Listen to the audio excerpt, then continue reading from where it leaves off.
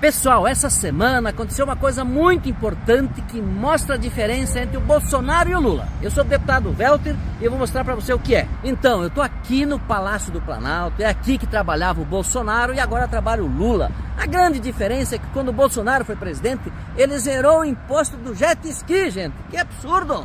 O Lula articulou com a sua base para votar a reforma dos impostos e zerou o imposto sobre a cesta básica. Veja só a diferença. O Bolsonaro tirava imposto para beneficiar meia dúzia de rico, ao passo que o Lula vota leis, orienta a sua base a votar leis para tirar imposto para ajudar todo mundo, em especial o povo trabalhador mais pobre, ajudando toda a sociedade. Por isso que nós fizemos o L.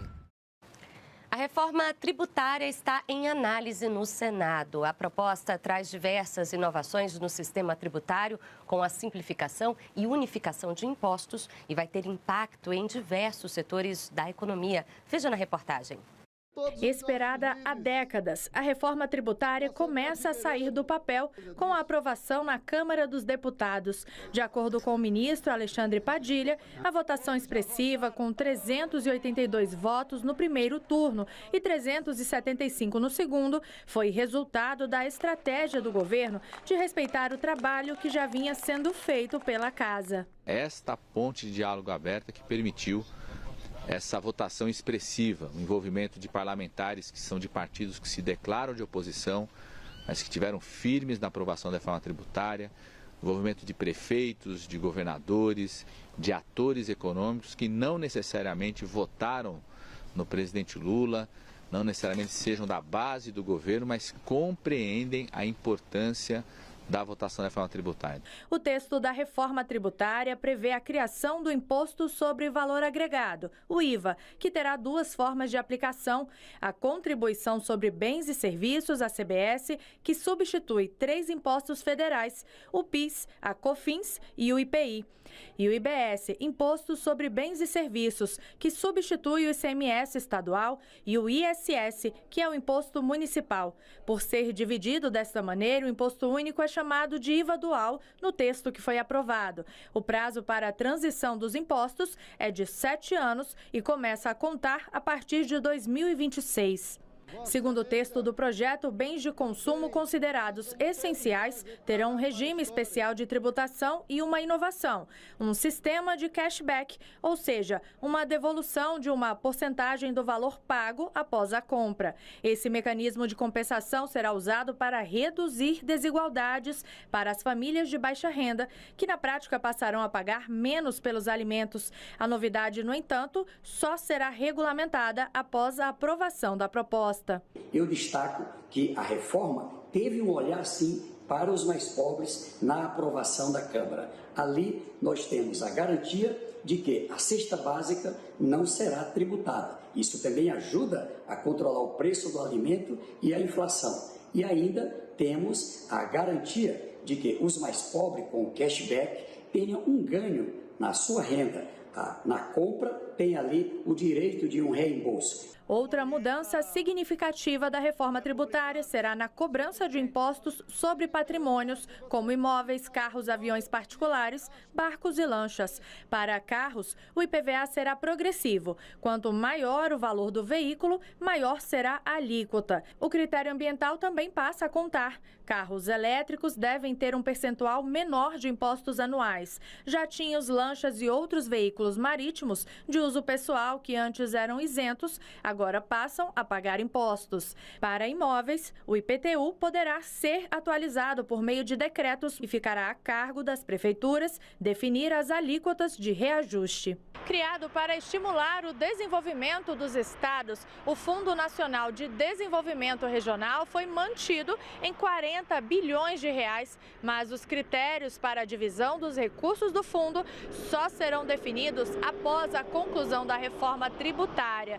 A proposta de emenda constitucional ainda tem que ser debatida no Senado, o que deve acontecer no próximo semestre. A expectativa é de que até dezembro ela seja promulgada e o governo está otimista. Um dos gargalos do nosso sistema tributário para o desenvolvimento, aumento da produtividade do trabalho, segurança jurídica para investimentos nacionais e estrangeiros.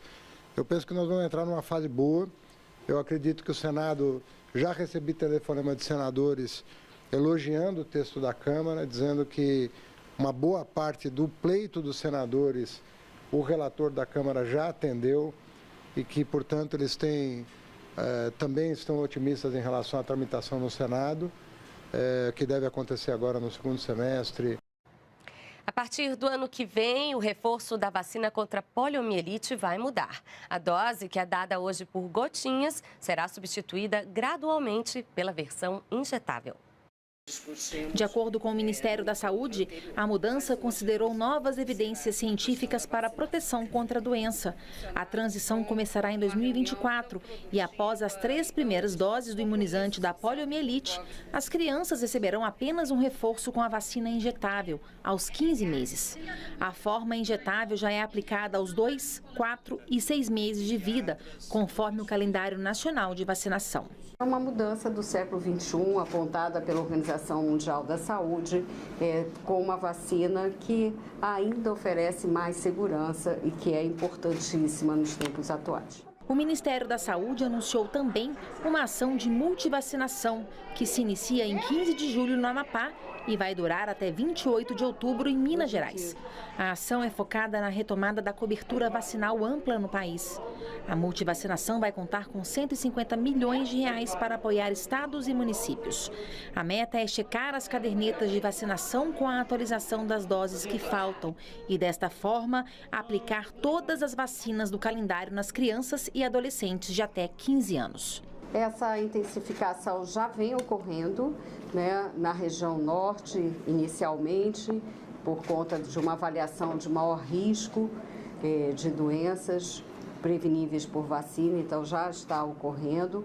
E nós agora estaremos intensificando ainda mais essas ações com o que nós estamos chamando microplanejamento, que é um planejamento exatamente considerando as peculiaridades não só de cada região, mas de cada local. Olá pessoal, eu estou aqui hoje com vocês para falar do programa Escola Segura.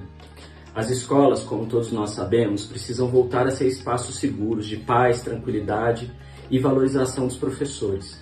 E, claro, de acolhimento e proteção às crianças e os jovens brasileiros. Essa é uma tarefa que envolve as famílias, a sociedade e principalmente o poder público. O governo federal deve investir 3,1 bilhões de reais em recursos para estados e municípios promoverem um ambiente escolar mais seguro. São medidas que envolvem diversos ministérios, como Educação, Justiça, Direitos Humanos, Cidadania, Cultura e Esporte. São medidas, inclusive, que promovem, por meio de várias ações, a criação de um canal exclusivo para denúncias contra ameaças e ataques às escolas. No âmbito da prevenção, por exemplo, foram definidas ações na área de segurança comunitária.